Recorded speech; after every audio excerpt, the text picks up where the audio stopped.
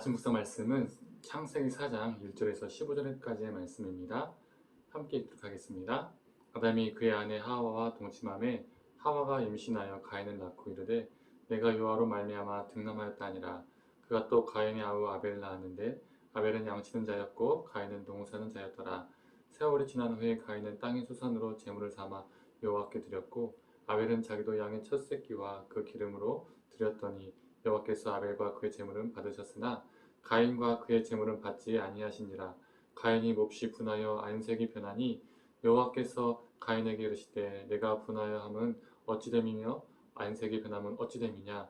네가 선을 행하면 어찌 낯을 들지 못하겠느냐. 선을 행하지 아니하면 죄가 문에 엎드려 있느니라. 죄가 너를 원하나 너는 죄를 다스릴지니라. 가인이 그의 아우 아벨에게 말하고 그들이 들에 있을 때에 가인이 그의 아들 아벨을 쳐 죽이니라.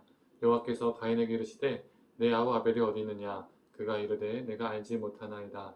내가 내 아우를 지키는 자니이까. 이르시되 네가 무엇을 하였느냐. 네 아우의 핏소리가 땅에서부터 내게 호소하느니라. 땅이 그 입을 벌려 내 손에서부터 내 아우의 피를 받았은즉 내가 땅에서 저주를 받으리니 네가 밭을 갈아도 땅이 다시는 효력을 내게 주지 아니할 것이요 너는 땅에서 피하며 요리하는 자가 되리라. 가인이 여호와께 아뢰되 내 죄벌이 지기가 너무 무거우니이다. 주께서 오늘 이 지면에서 나를 쫓아내시온즉 내가 주의 낯을 배웁지 못하리니 내가 땅에서 피하며 요리하는 자가 될지라. 물은 나를 만지는 자마다 나를 죽이겠나이다. 여호와께서 그에게 이르시되 그렇지 아니하다. 가인을 죽이는 자는 벌을 7배나 받으리라 하시고 가인에게 표를 주사 그를 만나는 모든 사람에게서 죽임을 면하게 하시니라. 아멘. 오늘 아침 묵상을 들으신 우리 모든 성도님들에게 하나님의 은혜가 있기를 간절히 소망합니다. 오늘 본문은 가인과 아벨의 제사에 대한 내용이죠. 우리가 잘 알고 있는 것처럼 하나님은 가인의 제사는 받지 않으시고 아벨의 제사만 받으셨습니다. 그리고 이에 분한 마음이, 이 노한 마음이 든 이 가인이 아벨을 죽인 사건이죠. 그렇다면 왜 하나님은 가인의 제사는 받지 않으시고 아벨의 제사만 받으셨을까요? 어떤 분들은 가인이 동물 제사를 드렸어야 했는데 그렇지 않았기 때문에 하나님께서 받지 않으셨다라고 말하는 분들도 있습니다. 그러나 이것은 억지 해석이죠. 레위기에서 나온 5대 제사 중에서는 소제라는 곡물로 드리는 제사도 있었습니다. 동물 제사만 있었던 것이 아닙니다. 그리고 이 시점은 하나님이 5대 제사를 제정해 주시기 전의 사건이죠. 그렇다면 왜 누구 건 받고 왜 누구 건 받지 않으셨을까요? 히브리서 11장 4절의 전반부에는 이렇게 말하고 있습니다. 믿음으로 아벨은 가인보다 더 나은 제사를 하나님께 드림으로 의로운 자라 하시는 증거를 얻었으니. 아벨은 가인보다 더 나은 제사를 드렸다고 합니다. 아벨은 믿음으로 드렸다고 합니다. 그렇다면 더 나은 제사, 믿음으로 드린 제사는 무엇일까요? 오늘 본문에 답이 나와 있습니다.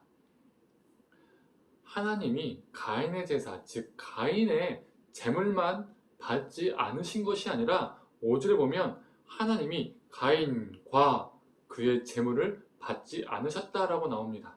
제물 이전에 먼저 가인이 언급되었다는 것을 우리가 주목해야 됩니다.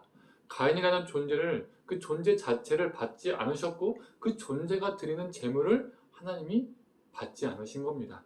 존재를 받지 않았다는 것은 무엇입니까? 가인의 삶을 하나님께서 기뻐하지 않으셨고 그의 삶을 받지 않으셨다는 것이죠.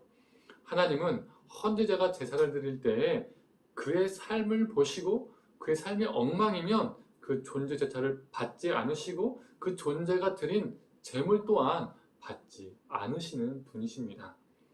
한편 사절을 보면 하나님은 아벨의 제물만 받으신 것이 아니라 아벨과 그의 제물을 받으셨다라고 나와 있습니다. 즉 하나님은 아벨 존재 자체를 받으시고 그의 제물도 받으신 것이죠. 다른 말로 하면 하나님은 그의 삶을 지켜보시고 그의 삶을 받으셨으며 그 존재가 드린 제사도 받으셨다는 것이죠. 즉 히브리서에서 아벨이 믿음으로 제사를 드렸다는 것은 그의 삶이 하나님이 받으실 만한 삶이었고 그 삶과 존재를 가지고 하나님께 제사를 드렸다라는 것이죠. 즉 그의 믿음은 삶으로 살아내는, 삶으로 살아가는 믿음이었던 것입니다. 그러나 가인은 어떠했을까요? 7절이 이렇게 말해주고 있습니다. 표준 세번역으로 읽어드리겠습니다. 네가 올바른 일을 하였다면 어찌하여 얼굴을 펴지 못하느냐? 그러나 네가 올바르지 못한 일을 하였으니 죄가 너의 문에 도사리고 앉아서 너를 지배하려고 하니 너는 그 죄를 잘 다스려야 한다. 하나님이 가인의 존재를 받지 않으신 이유가 나옵니다. 그는 일상에서도 올바르지 않은 일들을 행하며 살았다는 것입니다. 그의 삶이 엉망이었던 것이죠. 그래서 하나님은 그의 존재, 즉 그의 삶과 그가 드리는 제물을 받지 않으신 것이죠. 우리 하나님은 우리가 수없이 예배드린다고 해서 마냥 좋아하는 분이 아니십니다. 우리의 존재, 우리 삶을 지켜보는 분이십니다. 우리 삶이 하나님 보시기에 합당할 때에 우리가 드리는 예배도 하나님께서 받으십니다. 반면 우리가 아무리 수없이 예배를 드린다 할지라도, 그래서 우리 스스로 만족하고 위안을 삼는다 할지라도 우리 삶이 하나님 보시기에 합당하지 않을 때에 하나님은 우리의 그 수많은 예배를 받지 않으십니다. 시편 15편은 다윗의 시인데 성소 출입문 의식의 시라고도 신학자들은 말하고 있습니다. 제가 읽어보겠습니다. 5절로 된 짧은 시편입니다.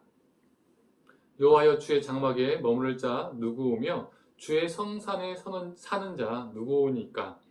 정직하게 행하며 공의를 실천하며 그의 마음에 진실을 말하며 그의 혀로 남을 허물하지 아니하고 그의 이웃에게 악을 행하지 아니하며 그의 이웃을 비방하지 아니하며 그의 눈은 망령된 자를 멸시하며 여호와를 두려워하는 자들을 존대하며 그의 마음에 선한 것은 해로울지라도 변하지 아니하며 이자를 받으려고 돈을 꾸어주지 아니하며 뇌물을 받고 무지한 자를 해하지 아니하는 자이니 이러한 일을 행하는 자는 영원히 흔들리지 아니하리이다. 주의 성소에서 머물 수 있는 자, 주의 성소에 사는 자는 수없이 예배를 드리는 자가 아니라 그의 삶이 정직하고 공의롭고 진실하고 이웃에게 악을 행하지 않고 사람에게 말로나 물질로나 해하지 않는 자임을 성경은 말하고 있습니다. 사랑하는 성도님들, 우리는 주일 예배만 해도 1년에 52번의 예배를 드립니다. 새벽 기도회, 수요 예배, 기도회, 여러 집회와 여러 모임들을 다 따진다면 우리는 1년에 수백 번의 예배를 드리죠. 나는 오늘 예배를 출석을 잘했는가? 나는 얼마나 많은 예배를 드리고 있는가? 라는 질문이 중요한 것이 아니라 매 순간 하나님 앞에 나는 어떠한 존재인가? 나는 지금 어떠한 삶을 살아가고 있는가? 이 질문이 우리에게 더 비교할 수 없을 정도로 중요합니다. 사랑하는 성도님들, 오늘도 이 질문을 우리 스스로에게 던져보고 하나님이 받으실 만한 삶의 예배자가 되기를 간절히 축원합니다. 함께 기도하겠습니다. 하나님께서 가인의 제물만 받지 않으신 것이 아니라 가인의 제물을 아벨의 제물만 받으신 것이 아니라 아벨의 제물을 받으신 것을 보게 됩니다. 하나님은 그 예배자의 헌제자의 그 존재를, 그 삶을 보시고 그가 드리는 예배를, 그가 드리는 제사를 받으실지 받지 않으실지 결정하시는 분임을 오늘 본문을 통해서 보게 됩니다. 아무리 우리가 수많은 예배를 드릴지라도, 아무리 우리가 화려한 예배를 드릴지라도 우리 삶이 엉망이면 하나님께서 기뻐하지 않으심을 보게 됩니다.